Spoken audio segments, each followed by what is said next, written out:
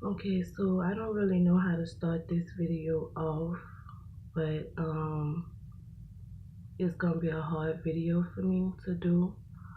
Um, Sorry for how I look. Um, but it all goes along with the story.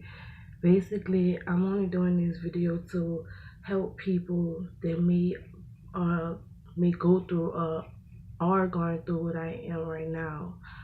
And it's a parent's worst nightmare, foster parents' worst nightmare, you know, to have your child 1 minute and have them snatched away from you in another instant. So basically, this is just to say that if you are a foster parent or if you have custody of a child that you did not birth, but the child was originally meant to be with you and stay with you, to make sure before you enter into this agreement, before you enter your heart, your soul, your time, your love, everything, and it's all snatched away from you, you know. So please just always make sure that before you even get yourself excited about the idea, have your paperwork, like have your paperwork together. You know, if this is something that you really want to do, make sure that you do all your paperwork, dot all your I's and cross all your T's, because this is not a purse. It is not a object. It is a person. So for I'm just really going to make it short for the people that don't know and for the people that know but don't fully know, and I just want the whole truth to be told. I don't know where to start. It's a lot of backstory. Maybe one day I will um, do the whole thing. But right now, I just need to get this out, you know, move on, try to help other people, try to make sure that nobody else has to feel this pain. No adult, no child, nobody ever has to feel this pain. Um, so basically, almost 4 years ago, um, well, let's go back to 2013. My sister was having a baby, and we were at her baby shower, and everybody came, including my ex best friend. And we had been friends a long time, a really long time. We done a lot of things together, and we spent some time apart, got back in touch with each other, and then we were, right back friends or whatever. Um, and basically, she had got pregnant. She did not want to raise the child, and at first she thought about putting the child up for adoption. And then she asked me if I would want to raise her as my own. And because of my issues in the past with carrying babies or whatever, I have sickle cell, so that was hard for me. And she was like, she wanted me to have this baby. She knew I would love this baby. She knew I would take care of this baby. Would you take this baby? And without even thinking, without even rationalizing this in my head, I jumped at the chance. I was a baby. I mean, who don't love a baby, and on this show, friend, and she like, I want you to take this baby for me, and I want you to love this baby, and I want you to take care of this baby, and do all the things that I feel at this moment in time that I can't, or whatever. And we were friends, and we planned it to be well, we raised the rest of her children and, you know, their child together, you know.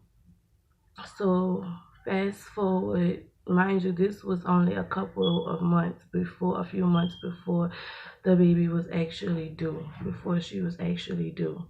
And my sister had her baby, and exactly 13 days after my sister had her baby, then my baby came along. And I remember it just like it was yesterday. It was February 3rd, 2014. 11:12 p.m. Was the first time I ever saw her face. The most beautiful face I ever seen. The most beautiful, gorgeous baby I ever seen in my life. And I held her. I was the first one to hold her, look in her face. When she first came out, I was just paralyzed because I was like, oh my God, look at this baby. And then she had her, and then we took, you know, and from the moment she was born, I didn't want to put her down. From the moment she was born, I did not want to put her down. And I left the hospital with her. Less than a few days later, we signed a temporary custody agreement that was good for 1 year or whatever. And we hadn't agreed that we was going to do that until we got things together to do the adoption papers. Um, so I brought this baby home, and I loved this. I mean,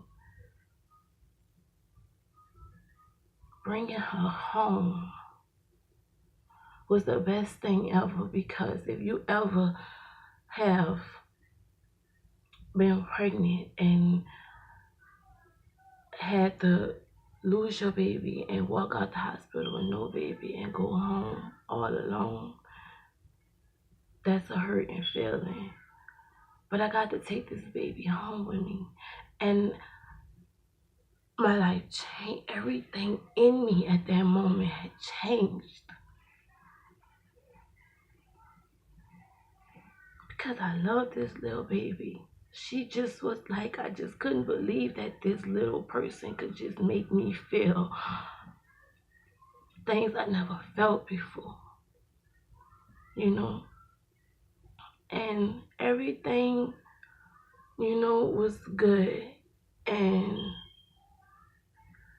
me and my friend had always had, disagreements and arguments. And that's what I say, that we did not think it through, because if I would have thought it through,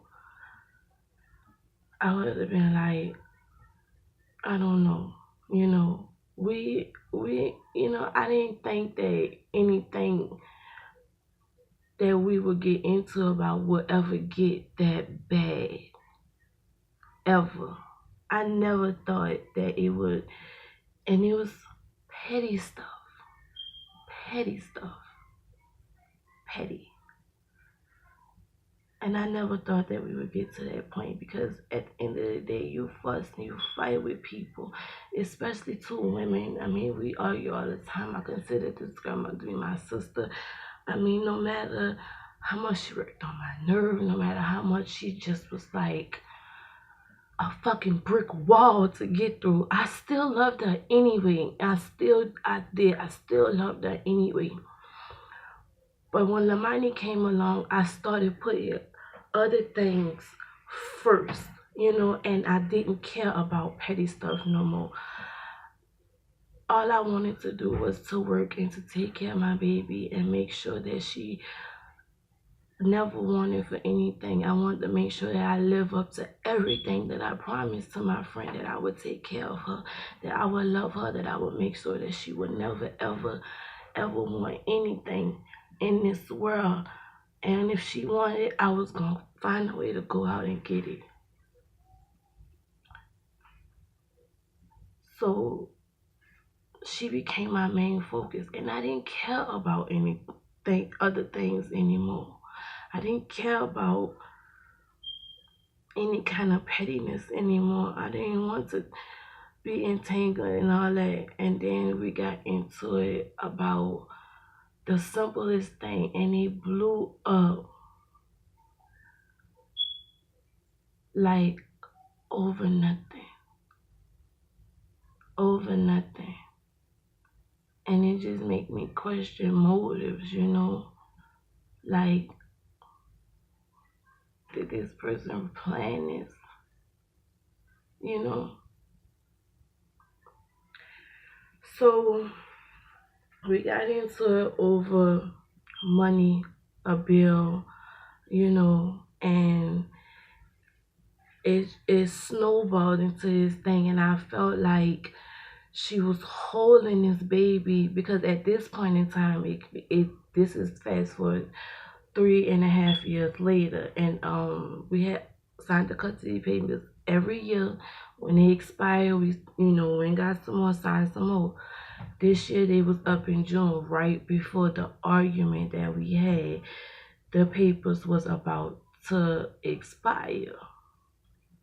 So this petty argument went into, oh, she not sure she want to sign the papers, and we're not friends, and she doesn't want to be around me, and how was she going to see her and all this. And it was like, I would still to this day, I would never keep my daughter away from the person that gave her birth, because why would I do that to her? Why would I make her choose? It's not her fault. I would never do that. And that's because I love her.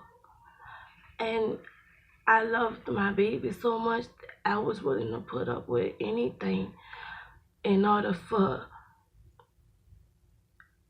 everything to be coherent and everything to be civil, and still keep the children together, and at some point maybe get over our petty ass argument and get back to being mothers and raising our children together, you know. And it just didn't end up like that. So a lot of things had transpired in between this time, a lot of arguments, a lot of other people in the arguments, um, a lot of he say, she say, a lot of mess just for no reason. And I had heard rumors that she was planning to take my baby from me. But when I would ask her, she would never say that. She would never say that, oh, I want her back. She would never say, every time I would talk to her, she would never say that. She would make me think that people is lying on her and that I'm going crazy, and that she would never I honestly really think, I did not think that she ever would. I really didn't. But unfortunately, a lot of things transpired, you know, and even when I thought we was, because in the last time I talked to her, everything, it was good. We was trying to figure it out. We was trying to work it out. And then I get sick and I go into the hospital. And then I get a call from my family members. They just blowing on my phone and I don't know why, right? I'm like, I'm sleep, I'm tired, you know. And I hadn't just talked to my baby on video chat. I hadn't just told her I love her, that I was going to be home and I was going to spend time with her. So they called me and they told me, and it was like, the police is out here at your house.